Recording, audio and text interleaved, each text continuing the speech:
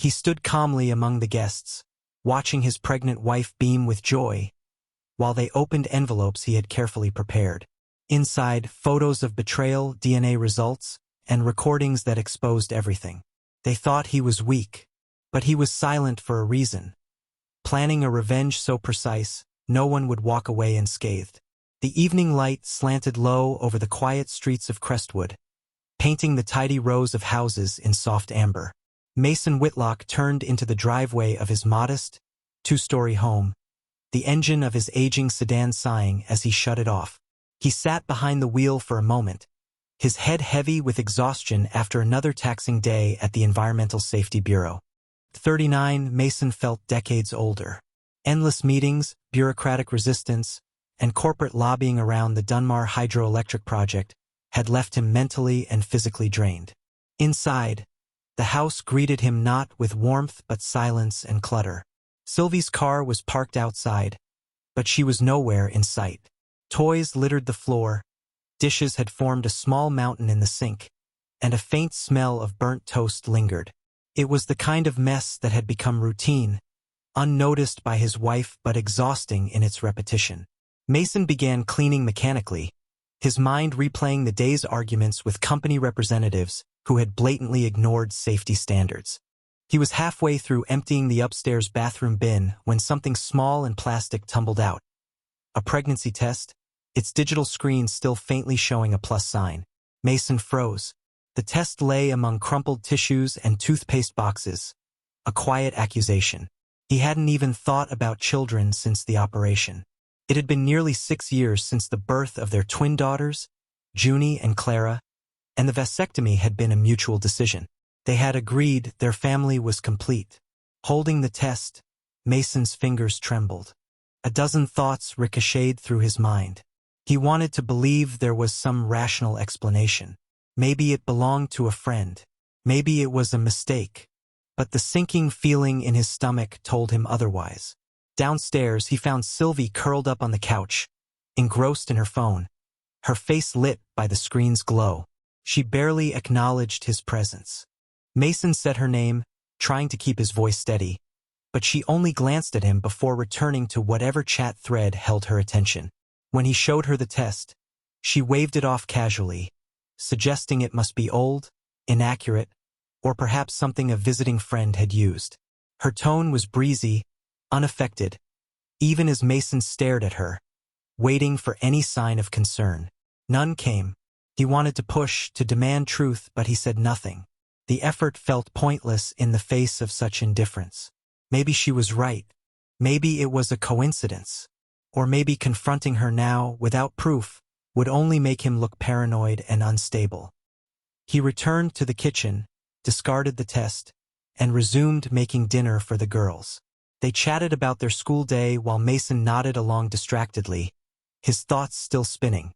Over the next few weeks, Mason became hyper-aware of Sylvie's behavior. Her phone was practically glued to her hand. She typed rapidly, her expression vacant, and always turned the screen away when he entered a room. She claimed her growing workload at the boutique demanded her attention, but Mason knew better. Online retail had not suddenly become a 24/7 emergency business. She also began disappearing for girls' nights more frequently, dressing more deliberately than usual, applying makeup with care she hadn't shown in years. When she returned late at night, the scent of wine and perfume clung to her skin. Mason noticed every detail: the slightly crooked lipstick, the faint smudges around her eyes, the way her laughter lingered even after she returned. He said nothing, but the turning point came at the Holloway Street block party, an annual affair hosted by their cheerful neighbors, the Rollings. Mason manned the grill, flipping skewers and burger patties while trying to appear as relaxed as everyone else. Sylvie moved through the crowd like a breeze, light and flirtatious, laughing a little too freely.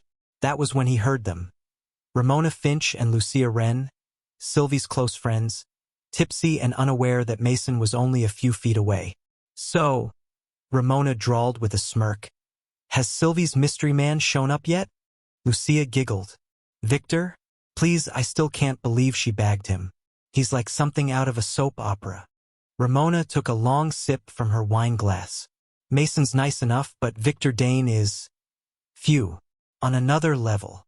Mason's stomach tightened. The name hit like a slap. Victor Dane. A smug real estate mogul with a reputation for unethical deals and a magnetic arrogance. Mason had crossed paths with him at a zoning board meeting once and left the room with a visceral distaste. He finished grilling in a trance, the women's words echoing in his mind. The puzzle pieces, the test, the secrecy, the coldness, snapped into place. Was it really possible Sylvie was pregnant with another man's child? Was Victor Dane the father? Still, Mason said nothing. That night, after tucking in the girls, he stood alone in the kitchen and did the only thing he could think of. He called Calder Ruiz, his closest friend, a man he trusted for over a decade. Calder worked in finance and had been a steady presence through every stage of Mason's adult life.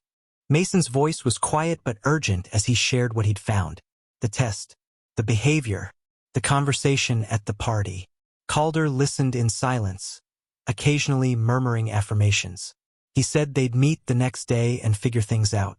But Mason had no way of knowing that while he clung to the hope of loyalty, Calder was already dialing Sylvie's number, setting in motion a web of betrayal far deeper than Mason had imagined. The following days blurred into one another as Mason Whitlock went through the motions of his routine. Breakfast with his daughters, long hours at the bureau, evenings pretending everything was fine. Yet beneath the surface, his thoughts never rested. Every glance from Sylvie, every unanswered message, every late return became a data point in the growing file inside his head. The turning point arrived not with confrontation but observation. One afternoon, he returned home early from work due to a canceled meeting. The house was quiet, too quiet. Mrs. Tenley, their elderly neighbor who often watched the girls, was dozing lightly on the couch. She stirred as Mason entered, apologizing profusely for drifting off. Mason assured her it was fine and thanked her for watching Junie and Clara. As she gathered her things, she mentioned offhandedly how the girls had excitedly talked about their fun uncle, a tall man who sometimes picked them up from school in a red convertible. Her description matched Victor Dane down to the smug sunglasses and designer loafers. Mason's expression didn't shift, but inside, fury surged. He walked to the girls' room where they were coloring in silence. Looking at their innocent faces, he understood. This wasn't just about a betrayal between adults anymore. The deceit had bled into his daughters' lives. Later that evening, after Sylvie sent another message saying she'd be working late, Mason didn't reply. Instead, he retrieved a notebook from a hidden drawer in his desk. Inside were handwritten entries. Time she left, calls overheard, purchases that didn't make sense. He added the most recent information and closed the cover carefully. The evidence was mounting. Sylvie's behavior didn't change. If anything, she grew bolder. There was a certain carelessness to her now, as if she believed Mason had been thoroughly neutralized, the agreeable husband who wouldn't dare challenge her reality. That belief worked to his advantage. The less she suspected, the more reckless she became. One evening, she proposed a formal family dinner. Candles, full spread, her parents invited from out of town. Mason instantly felt the false note in her sudden interest in appearances. It was performative. He played along, wearing his best blazer, smiling politely, toasting to a future he no longer believed in. That night, she stood and made her announcement. They were expecting a third child. Her expression was carefully constructed, glowing, teary-eyed, hands resting just above her stomach. The room erupted in applause. Junie and Clara squealed in delight. Sylvie's parents looked on with pride. Mason clapped gently, raised his glass, and smiled. But his eyes were elsewhere, focused not on the present performance, but on the plan forming steadily in his mind. Once the house settled into silence, Mason went back to his office. The night had cooled, and the soft hum of insects outside contrasted sharply with the burning inside him. He wrote down everything from the evening, including the exact phrasing of Sylvie's announcement and the reactions from each guest. The notebook was getting thicker by the day. He didn't stop there. He began conducting research in the dark hours of the night. Using a secure laptop at the public library and a fresh email account, He reached out to a private investigator, someone whose reputation suggested efficiency without ethical reservations. His name was Deacon Price. They met at a quiet diner on the edge of Halston City 2 days later. Deacon was unassuming but radiated control, a man used to secrets and even more accustomed to revealing them. Mason laid out the essentials: the test, the changes in Sylvie's behavior, the potential involvement of Victor Dane. He kept his voice low, his statements precise. Deacon nodded, occasionally jotting something down. When Mason finished, he said the words Mason had been waiting to hear: "I can get you proof." From that moment, things moved quickly.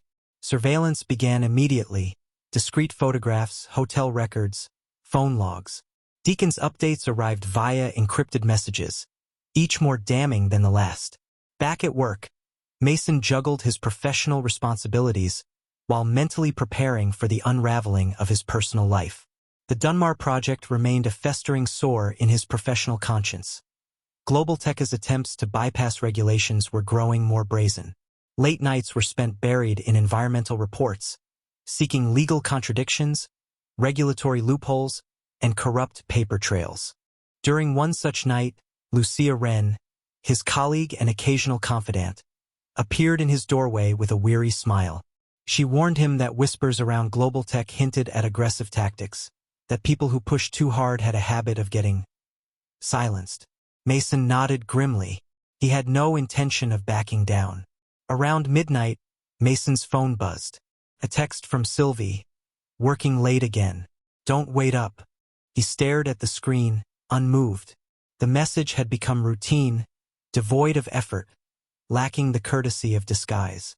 He poured a drink, sat down, and reviewed Deacon's latest report.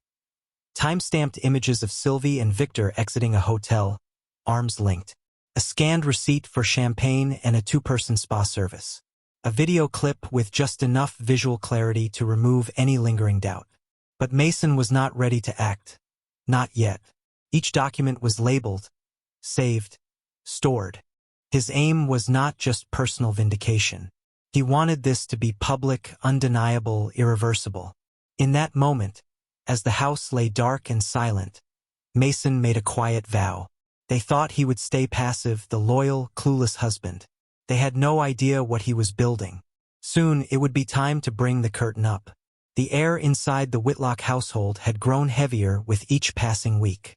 Mason moved like a ghost within its walls, present yet invisible. Sylvie continued to live her double life with increasing boldness, unaware that every step she took was being tracked, catalogued, and cross-referenced.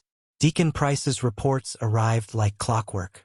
Hotel registrations, phone records, surveillance footage, everything tied together in a devastating mosaic. Mason rarely reacted. Instead, he filed it all away. Every damning image, every careless moment Sylvie shared with Victor Dane added another stone to the foundation of his growing case. But the emotional weight wasn't easy to carry. There were moments, especially when the twins, Junie and Clara, would ask where their mom was, that Mason had to force himself to maintain composure. The innocence in their questions stung more than any betrayal. It wasn't just about infidelity anymore. It was about protecting his daughters from being raised in a lie.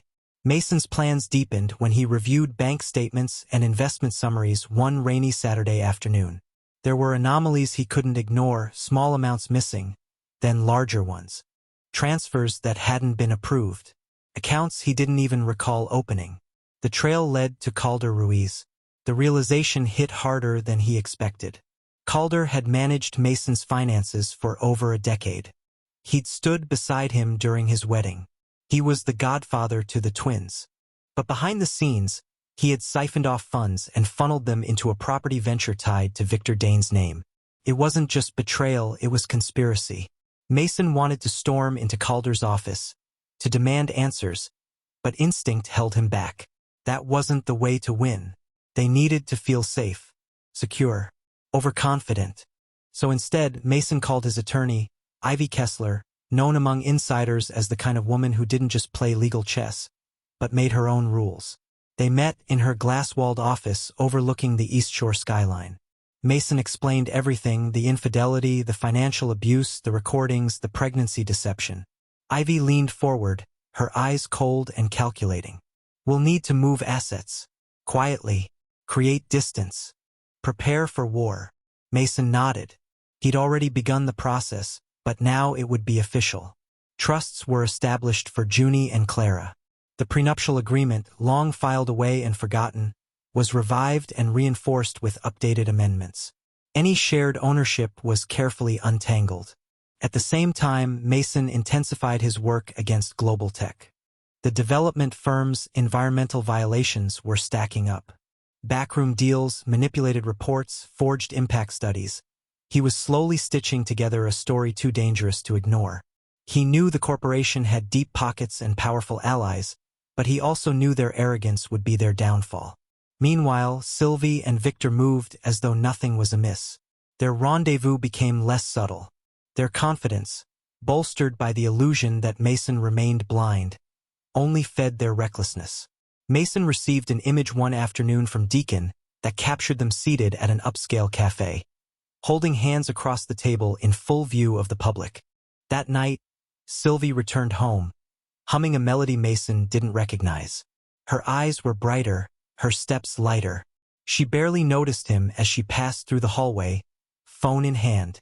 Mason stared at the closed door of their bedroom long after she entered it. She was already rewriting the script of her life, erasing him scene by scene. He didn't interfere. Instead, he joined Calder for their usual Wednesday night at the billiards lounge. Mason laughed at his friend's jokes, accepted his drink, even mentioned how grateful he was for Calder's support. Calder smiled with a trace of guilt shadowing his features. He didn't know yet that his downfall had already been drafted. The final confirmation came one evening as Mason was passing the study. The door was ajar, and Sylvie's voice carried out, hushed but urgent. She was on a call. The voice on the other end belonged unmistakably to Calder. They were discussing timelines, plans to file for divorce as soon as the baby arrived, and how Mason's accounts would be drained just enough to ensure he had no legal recourse. Calder expressed doubt, perhaps a sliver of hesitation, but Sylvie shut it down. She reminded him of the forged paperwork, of the secrets they'd all keep buried, of the money at stake. Mason stood in the shadows, every word burning into memory. When the call ended, he returned to his office, opened the hidden safe, and retrieved a second phone. Within minutes, Ivy Kessler was on the line. "It's time," Mason said. "Let's begin." The next day, legal mechanisms began shifting behind the scenes. Properties were placed in protected holdings. Business partnerships were quietly dissolved. Investment accounts were relocated. Mason made no outward changes to his demeanor. At home, he remained calm and compliant. At work, focused and present. Sylvie believed he was still unaware, still stuck in place. Victor believed he was invincible. Calder believed he was in control. But Mason was already tightening the noose. Soon, the performance would end. The mask would drop. And everything they had built on lies would collapse in the most public and irreversible way possible. He poured himself a cup of black coffee that night and stared at the storm clouds gathering over the bay. The silence would not last much longer. Spring had arrived in Crestwood, painting the neighborhood in gentle pastels and floral perfume. Yet beneath the cheerful veneer, something far colder stirred. Mason Whitlock had nearly completed the final act of his quiet orchestration. The pieces were aligned, the players in place. Only one move remained. The baby shower was Sylvie North's idea. Lavish, public, attention-hungry. Ramona Finch took charge of planning, booking the Oakmont Country Club, hiring a caterer, organizing the perfect afternoon of curated elegance. Guests arrived in tailored suits and silk dresses, carrying gift bags and champagne smiles. Sylvie stood beneath a floral arch, radiant in a pale blue gown, basking in whispered praise. Victor Dane hovered nearby, just close enough to suggest intimacy, but never enough to confirm it. Their careful game had grown sloppier. Rumors swirled, whispers carried, but no one dared speak too loudly. Mason's name was barely mentioned. According to the whispered narrative, He was too consumed by work, too distant to attend. À convenient absence. Until it wasn't. As the crowd began to settle into hors d'oeuvres and flutes of sparkling wine, a quiet hush fell over the lawn. Mason had arrived. Tailored suit, calm expression, a subtle smile playing at the corner of his mouth. In his hands, a stack of envelopes neatly sealed. Sylvie's smile faltered, but only for a moment. She approached him quickly, leaning in with a whisper, her voice tense under her breath. Mason merely offered a warm nod, then turned toward the crowd, gently raising a glass to call for attention. No one expected a speech from the absent husband. They listened out of curiosity and politeness. Mason's words were smooth, deliberate. He spoke of truth, of clarity, of celebrating not only beginnings, but endings that reveal who we truly are. And then, with that same calm smile, he invited everyone to open the envelope they had just received. What followed was silence, then gasps, then outrage. Inside each envelope was a curated collection. Photos of Sylvie and Victor embracing, text message transcripts, hotel bills, credit card statements, a DNA test proving the unborn child wasn't Mason's, and another identifying Victor as the father. The final page was a notarized statement detailing financial manipulation involving Calder Ruiz. Mason remained still, watching.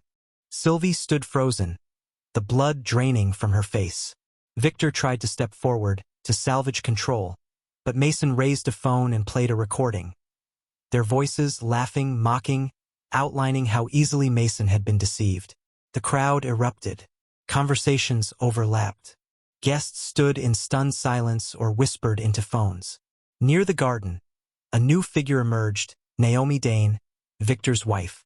She had arrived just in time to hear the recording. Her reaction was silent, cold. One step forward, one sharp slap. Then she turned and left without a word. Ramona looked as if she might faint. Lucia covered her mouth in disbelief. A social implosion unlike anything Crestwood had seen. Sylvie tried to reach for Mason, pleading, her voice cracking, but he stepped back. The performance was over. The mask she wore had melted, and the damage was irreversible. Mason left the event quietly. He didn't need to stay and watch the aftershocks. The impact had already begun. In the days that followed, Sylvie and Victor attempted to mount a defense. Carefully worded statements circulated online. Allegations of Mason's supposed emotional distance and unresolved trauma were floated. They painted themselves as misunderstood, trapped in a loveless home, seeking joy where they could. Mason never responded publicly. He didn't need to. Instead, he released a second wave of evidence carefully timed. Footage of Sylvie neglecting Junie and Clara, missing school recitals, whispering excuses into their ears to keep them quiet. Videos of Victor intoxicated, bragging in bars about how easy it was to manipulate a naive family man. Public opinion, once divided, shifted completely. Sponsors dropped Victor. Investors pulled out. Sylvie's boutique shuttered within 2 weeks. Once popular social media accounts went dark. Former friends stopped returning calls. And then came the final collapse, Calder Ruiz's arrest. Caught at the airport with falsified documents and cash, he confessed under pressure, detailing the entire conspiracy. His testimony confirmed everything Mason had already exposed. The social circle that had once revered Sylvie and Victor disintegrated overnight. They became pariahs. Former allies pretended they never existed. Event organizers scrubbed their names from guest lists. Luxury brands terminated partnerships. Sylvie's face, once featured on glossy pages, vanished from the public eye. Meanwhile, Mason stood before a grand jury, testifying against global tech. With the help of journalist Theo Marsh, his compiled evidence dismantled the corporation's cover-ups and regulatory fraud. Headlines praised him as a whistleblower, a hero who had stood against corruption on both personal and public fronts. While Victor and Sylvie scrambled to contain the damage, Mason remained focused on the future, on healing his daughters, protecting their sense of safety, and redefining his place in the world. But the final blow wasn't legal or financial. It was quiet, family court granted Mason full custody of Junie and Clara, citing overwhelming evidence of emotional manipulation and parental neglect. Sylvie was granted supervised visitation, twice a month, pending psychological evaluation. Victor didn't contest the outcome. The architect of vengeance had completed his masterpiece. The house of lies had crumbled. All that remained now was to build something better. The aftermath of truth came not in an explosion, but in slow, relentless waves. Weeks after the revelations at the baby shower, Sylvie North and Victor Dane found themselves adrift in a sea of ruin. Their reputations, once carefully cultivated, had become radioactive. Their phones stayed silent. Invitations stopped arriving. Clients disappeared. Investors vanished. Every attempt to reclaim their public image collapsed under the weight of Mason Whitlock's evidence. The second wave, emotional neglect, financial scheming, crude bar boasts, ensured there would be no comeback tour. Every headline, every whisper in the grocery store, every door that didn't open reminded them of what they'd lost. Still, they tried to survive. Sylvie sought sympathy, painting herself as a misunderstood woman driven to infidelity by emotional abandonment. Victor leaned on his bravado, insisting the media had twisted everything. But both quickly discovered that charm and spin were useless in the face of proof. Neither remorseful nor apologetic, they became symbols, not of scandal, but of self-destruction. Their allies fled first. Then came the financial crash. Sylvie's boutique shut down. Victor's developments stalled. Legal bills mounted. Lawsuits followed. It was only a matter of time before their partnership, built on fantasy and manipulation, began to crumble from within. Meanwhile, Mason moved quietly but purposefully. He focused on what truly mattered, rebuilding a home for his daughters, restoring the sense of safety they hadn't known in years. The court had granted him full custody of Junie and Clara, with supervised visits allowed to Sylvie under strict conditions. At first, she attended the sessions dutifully, but over time, the appearances grew less frequent. The weight of consequences seemed to erode even her maternal performance. Mason didn't interfere. He simply observed, protected. He relocated his family to the coastal town of Westfall, a quieter place, surrounded by cliffs, sea air, and wide-open skies. Their new home, a sustainable eco-house built from reclaimed wood and solar glass, became a sanctuary.